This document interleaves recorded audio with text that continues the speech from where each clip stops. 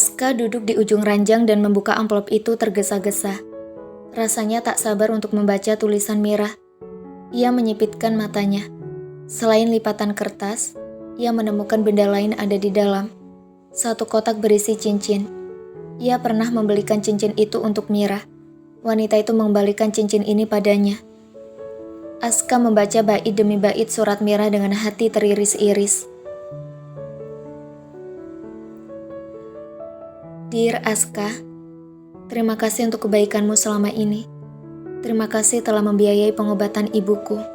Terima kasih telah memberiku tempat tinggal dan segala hal yang kubutuhkan. Terima kasih telah memperlakukanku dengan baik selama tinggal bersama.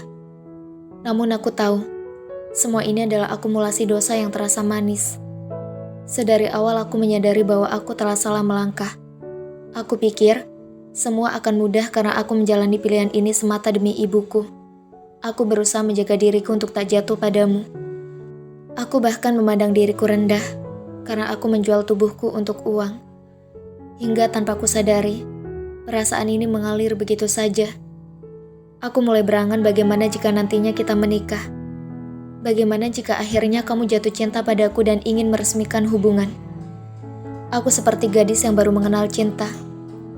Aku selalu bersemangat pulang kerja karena itu artinya aku akan bertemu denganmu.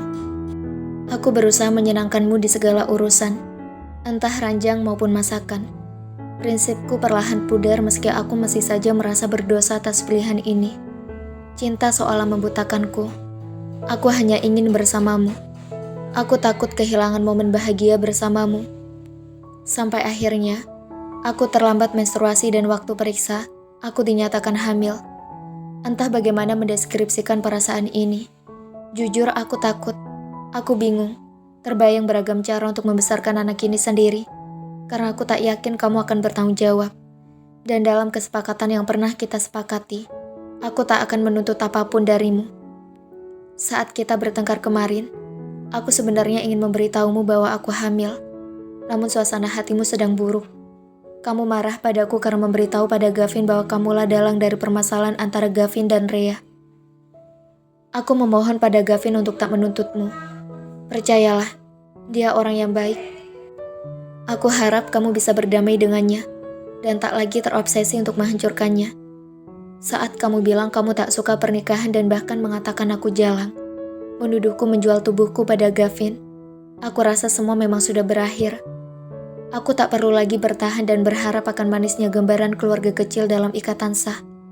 Aku tahu, dari awal hingga kini, aku masih melangkah sendiri. Terima kasih untuk semuanya. Untuk hal-hal manis yang pernah terukir. Terima kasih pernah menjadikanku seseorang yang begitu diinginkan. Namun kamu benar.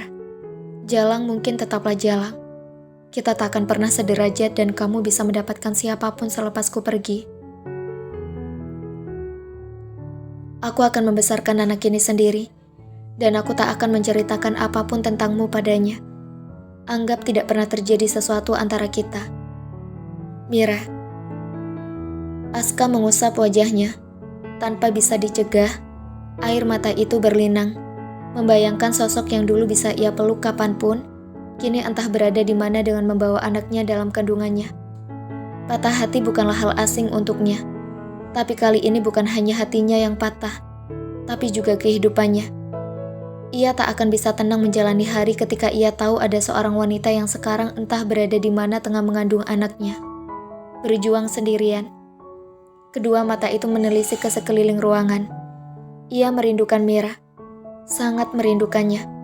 Kerinduan yang tak hanya sekedar seputar kepiawaian perempuan itu di ranjang, tapi lebih jauh. Ia merindukan segala hal tentang Mira. Senyumnya, tawanya, keuletannya di dapur, suaranya, raut wajahnya yang terkadang polos. Ia merindukan semuanya, dan apapun caranya, ia berjanji untuk berusaha menemukan Mira dan membawanya kembali. Rhea mengamati panorama yang ada di hadapannya. Bentangan nuansa hijau terlihat begitu asri. Ia mengambil segelas jus jeruk yang ada di atas keranjang yang mengapung di atas private pool di sebuah villa. Rhea meneguknya pelan. Wajahnya terlihat cerah, secerah hatinya.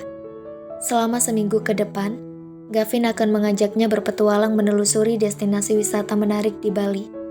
Ia sudah pernah ke Bali bersama ayahnya dulu, namun kali ini begitu berbeda, karena liburan kali ini adalah liburan honeymoon untuk kesekian kali bagi keduanya.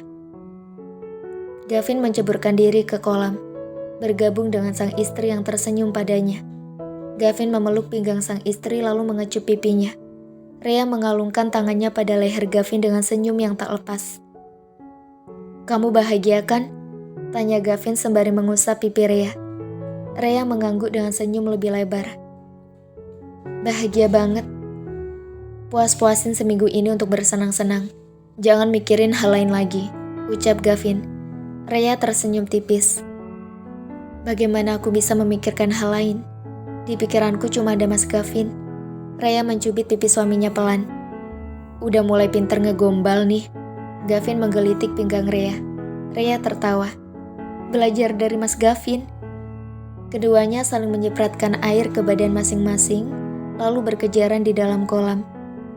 Begitu menangkap tubuh Rhea, Gavin mencium bibir istrinya, berulang kali seakan tak pernah bosan. Gelak tawa terdengar nyaring, dunia seolah menjadi milik keduanya.